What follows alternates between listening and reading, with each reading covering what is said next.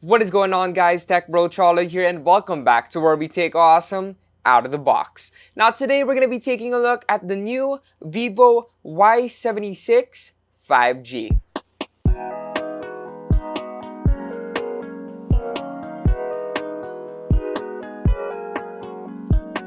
Esports are getting bigger and bigger, and one of the biggest names in the industry is Mobile Legends. So it's no surprise that Vivo chose ML for a tie-in with their Y76 5G. And that kind of makes it obvious that it's a gaming phone, so we're gonna talk about that.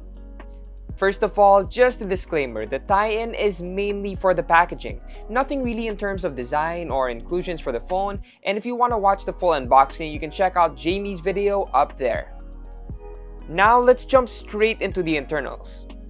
Inside, we have a MediaTek Dimensity 700 processor paired with 8GB of RAM and 128GB of expandable storage. That set of internals is pretty capable and should be great for everyday tasks and work. Everything should run smoothly with practically no delay or stuttering. We've tested a ton of different Dimensity 700 power devices, and it's a good chip for a mid-ranger. It's also well known for being a nice entry into that fast 5G network, but it's never been particularly popular for its gaming performance, which is why I was pleasantly surprised with the overall gaming experience I got. And of course, first I had to try out Mobile Legends. Games like MOBAs don't really take up a lot of resources to run, so I was able to crank things up to the maximum. And on ultra settings, I experienced no hiccups and got consistent performance with no delay. I don't really get to play this particular MOBA very often, so having a reliable phone really helped me keep up the speed. So yes, the tie-in with Mobile Legends makes sense, especially if you're looking for a phone to play this particular game. It's honestly perfect for it. Next up is ASPHALT 9. This one is a little more graphically intensive. I mean, the game is known for its realistic and stunning visuals. I say visuals because no race on Earth realistically goes like this. Again, I cranked up the settings to high, and just like ML, it performed snappily and gorgeously. Despite all the visual effects from the crashes or the map graphics, there were no stutters and it was super pleasing to the eyes. Now another genre change with Call of Duty Mobile. I was thinking if it can do ASPHALT, it should be able to do this too, so I once again cranked things up to the highest settings. And I'm happy to report that it performed greatly once again. I played a couple of gun games, and despite not being a regular on Call of Duty, the performance made it easy to pawn some what I assume are bots because I don't really play that often. And for the heck of it, I tried ranked matches too, and the performance was consistent as well. I didn't suck so much, and we ended up winning a couple of times. Now the true test, Genshin Impact. This is one of the heaviest games on mobile, and I wasn't confident enough to jump straight to max settings. So we started with what the game deemed was the default for this phone, low. And unsurprisingly, I got very stable gameplay, absolutely good performance with no issues I could spot. Which is to be expected, this is the default setting after all, and also it's low. So we took it up a level, medium. And I was kinda surprised the settings showed overclock because this is a good middle ground for graphics and performance. I got another consistent and stable experience with this, and things seem to stick to 30 FPS pretty smoothly.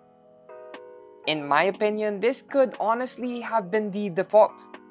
Shockingly, I expected medium to be the limit, but surprisingly, the game is playable at what I think is 22 to 24 FPS, no long freezes, a stutter here and there at first, but overall playable if you really want the best looking visuals. In fact, every time I would do a big, flashy move, I expected it to freeze, but it handled things surprisingly decently. And my verdict is, Vivo was able to properly optimize the Dimensity 700 well for gaming. I mean, again, if they're confident enough to put it in a gaming-themed box, it shouldn't be surprising.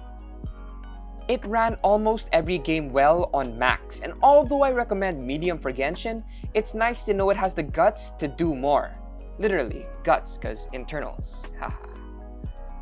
Plus, with the chipset, you have access to 5G, which means any downloads or updates should be a breeze, and you shouldn't experience any horrible lag if you're gaming on the go.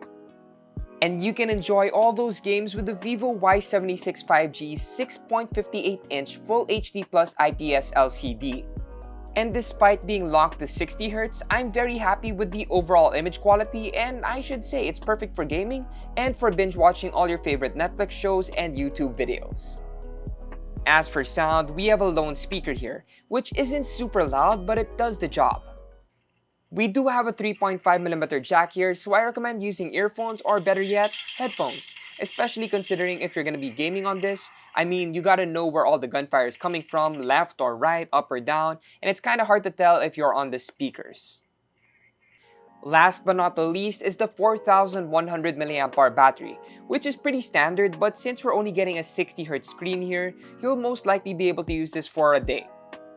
And if you ever need to charge your phone, I'm happy to say we have a speedy 44-watt charger here, which should quickly top up your phone in no time so the gaming never has to stop. There you have it, my gaming review for the Vivo Y76 5G. This phone sports one of the more popular processors for mid-rangers, and although it's not necessarily one known for gaming, Vivo seemingly optimized it just for that. I got really surprising performance results, which makes it an easy recommendation for me. So if you're planning to step up your game this Christmas, you can grab it for 16,999 pesos.